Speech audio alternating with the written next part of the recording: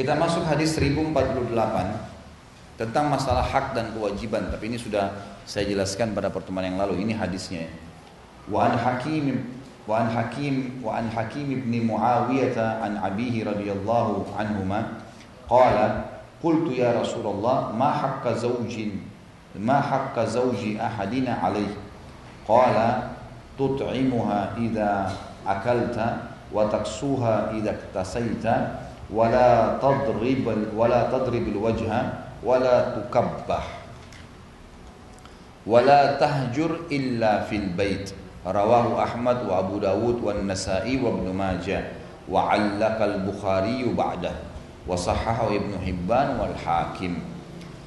Hakim bin Muawiyah dari ayahnya radhiyallahu anhu, beliau berkata, aku berkata, wahai Rasulullah, apakah kewajiban seseorang dari kami terhadap istrinya? Apa yang dia harus berikan kepada istrinya? Beliau menjawab, engkau memberinya makan jika engkau makan, artinya semampumu. Engkau memberinya pakaian jika engkau berpakaian, dan jangan memukul wajah, jangan menjelek-jelekkan, jangan tidak menemani tidur kecuali dalam rumah. Karena ada hajir namanya ya. Dalam Al-Quran kan Allah mengatakan, A'udzubillahi minasyaitonirrajim, wallati takhafuna nusyudahunna fa'iduhunna wahjuruhunna fil madaji'i wadribuhun. Ayat ini menjelaskan kalau wanita yang kalian takut nusyudnya, nusyud itu membangkang, disuruh lakukan perbuatan yang Allah perintahkan dia nggak mau, kan suaminya bertanggung jawab ya. Istri nggak bertanggung jawab. Kalau suaminya buat salah, dia cuma ingkar mungkar secara umum, tapi tidak ada tanggung jawab. Kalau suami tanggung jawab terhadap istri dan anaknya. Kalau kalian takut nusyud, pelanggaran wanita terhadap hukum-hukum Allah, maka fa'iduhun, ingatin. Nggak boleh, haram, gini ingatin. Nggak mau, wahjuruhunna fil madaji. Boikot mereka di ranjang, gitu lah. Jadi jangan digaulin, dibalik belakangin, gitu kan. Sebagian ulama mengatakan pindah kamar si suami. Gitu kan.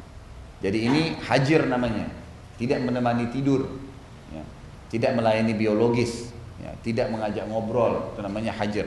Kalau juga tidak mau, tetap membangkang, tetap keluar rumah tanpa izin, tetap melakukan pelanggaran agama, nggak mau sholat, nggak mau tutup aurat dan seterusnya, maka boleh dipukul. Tapi pukulannya kata para ulama masuk dalam makna darbatun ghairu mubarrah, pukulan yang tidak menyisakan bekas.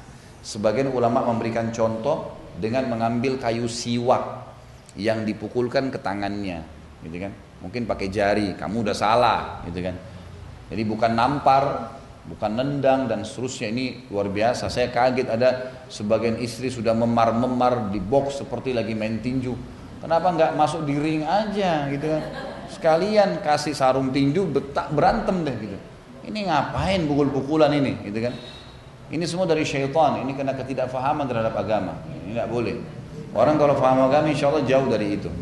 Jadi dimaksud dalam hadis ini adalah dan jangan tidak menemani tidur, hajar maksudnya. Jangan sampai engkau meninggalkan ranjang dan tidak menggauli dia kecuali di rumahmu. Nggak boleh di luar. Misal lagi nginap di rumahnya mertua, gitu kan? Kemudian dia pindah kamar tuh nggak. Artinya tidak boleh orang lain tahu. Harus tertutup. Tidak boleh kecuali di rumahmu. Itu yang dimaksud di sini. Jadi hadis ini memberikan pelajaran kepada kita adanya kewajiban suami dan hak istri. Kewajiban suami adalah yang pertama memberikan makan dan minum serta pakaian semampunya yang dia mampu. Kemudian juga yang kedua tidak boleh memukul wajah, tidak boleh menjelek-jelekkan. Yukabbah ini ngucapin kata-kata yang menghina, menjatuhkan, apalah. Kau memang dasarnya dari keluarga begini, naudzubillah, ini nggak boleh, gitu kan? Kau memang begini, kau memang begitu, oh memang masa lalu kamu begini, enggak. Termasuk selain jangan cemburu buta tadi yang saya berikan, juga jangan pernah menyebut-nyebut masa lalu, nggak perlu, nggak bisa. Sekarang ya sekarang, nggak boleh, gitu kan? Ada salah satu kakak ipar saya, kebetulan suami dia memang kerja di sebuah kantor yang masih bercampur baur gitu kan. Memang suaminya masih umum lah. Dan dia seorang pengacara ya, dan punya banyak program-program dan bukan pengacara. Apa sih, dia kerja di sebuah media sosial yang ngumpulin data-data dari masyarakat gitu kan. Ringkas cerita adalah, dia bilang, ini saya kalau datang ke acara, kebetulan dia cerita sama istri saya sampaikan kepada saya gitu. Dia bilang kalau lagi datang ke acara kantor, sering kali teman-teman kantornya suami saya ini godain saya. Dia bilang, oh kamu istrinya si fulan ya? Oh itu dulu mantan saya tuh. Kata teman-teman perempuannya si suaminya ini, gitu kan. Tapi perhatikan bagaimana bijaksana dia menjawab. Oh iya, itu kan dulu, sekarang suami saya. Selesai, gitu kan. Orang itu jadi nggak bisa ngomong. Tapi kalau orang salah nih, dia berbahaya nih. Dia pendam, pulang ke rumah, oh kau rupanya begini ya. Gitu. Masa lalu mau diapain masa lalu? Orang dulu pernah lakukan. Umar bin Khattab dulu pemabuk, gitu kan. Tapi setelah sekarang lain. Lihat sekarangnya, bukan dulunya.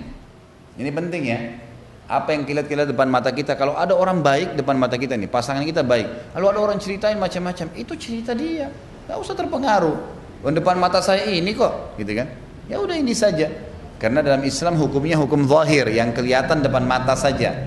Kita nggak perlu menghakimi yang lain. Ini penting ya. Baik, hadis ini memberikan pelajaran kepada kita bahwasanya laki-laki harus memberikan hak istrinya. Ini kewajiban dia. Pakaian, makanan dan seterusnya, dan saya sudah jelaskan pada pertemuan yang sebelumnya. Dan kalaupun dia menghukum, dia tidak boleh menghukum dengan memukul wajah atau menjelek-jelekan, termasuk menyebutkan masa-masa lalu, kesalahan-kesalahan, dan kemudian juga tidak boleh menghajar, memboikot diranjang kecuali di rumah. Pelajaran yang lain yang kita bisa ambil adalah bagaimana Nabi SAW dalam agama yang dibawa oleh beliau ini, yang mulai dari Allah SWT, menjaga keharmonisan rumah tangga. Sampai pada tingkat ibu-ibu sekalian, kalau ada suami istri bercerai dan jelas si istri ini tahu dia yang salah, suaminya bukan suka mukul, bukan kasar, bukan pemabuk, lalu kemudian terbawa perasaan, dia minta cerai, suaminya juga emosi, ceraikan. Maka di masa iddah, kalau si istri yang salah, 3 bulan menunggu masa haid itu justru dianjurkan dalam semua buku fikih kita di 4 madhab, agar berdandan, menata rumah, memperbaiki kesalahannya, nggak keluar dari rumahnya. Jangan keluar dari rumah di masa iddah itu, agar suaminya bisa ridho dan memaafkannya. Karena di dalam masa iddah ini, kalau suami istri itu baikan, baik dengan memaafkan atau kembali berhubungan biologis, maka sudah dianggap suami istri lagi, tidak butuh akad nikah, gitu kan. Tapi kalau sudah lewat dari 3 bulan, 3 kali masa haid, maka harus akad nikah baru. Akad nikah baru pakai wali lagi, seperti nikah baru, 2 saksi, mahar dan seterusnya. Kalau sudah lewat masa iddah, misal sudah cerai setahun misalnya kan. Nah, tapi kalau enggak dalam masa iddah, maka itu bisa kembali kapan saja tanpa anda akad nikah. Ini satu hukum juga yang berhubungan dengan tadi. Jadi saking pentingnya untuk menjaga keharmonisan rumah tangga. Lapangkan dada kita, ibu-ibu sekalian. Kalau ibu salah, jangan segan mengatakan maafin saya. Dan kalau ibu benar, maafkan. Begitu juga dengan suami tentunya. Saya kalau bicara sama bapak begitu, anda benar, maafkan yang salah, maafkan istri, maafkan anak. Kalau anda salah, jangan segan mengucapkan saya minta maaf. Karena itu perintah agama, gitu kan? Kita jalankan agama.